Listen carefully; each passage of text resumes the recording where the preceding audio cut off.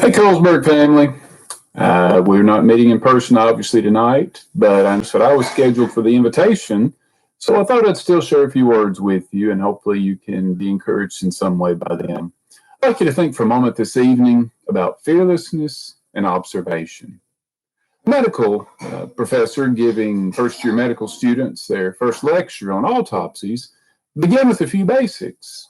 He said, "You must be capable of two things to do an autopsy.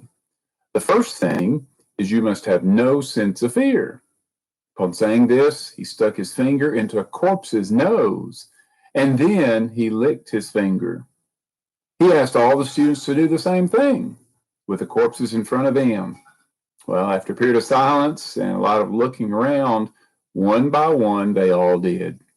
The professor then continued by saying, "The second thing is that you must have an acute sense of observation.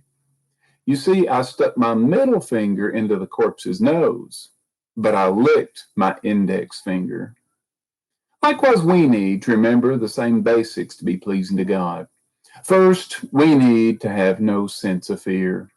Paul told Timothy in 2 Timothy 1 and verse 7, "For God has not given us a spirit of fear, but of power and of love and of a sound mind."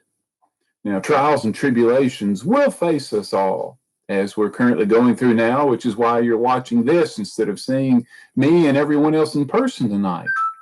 When the church in Smyrna faced such things, the Lord told them in Revelation 2:10, "Do not fear any of those things which you're about to suffer." And we must also fearlessly endure them as we strive to live for Him. And also, we need an acute sense of observation. We must have that type of diligent observation to do, as Paul also told Timothy in 2 Timothy 2:15, to accurately handle the word of truth, and to be able, as the Hebrew writer said in Hebrews 5:14, to discern good and evil. As the illustration makes clear, fearlessness without observation can be a risky thing. We can fearlessly live for God only when our fearlessness is based on our observation of His revealed word.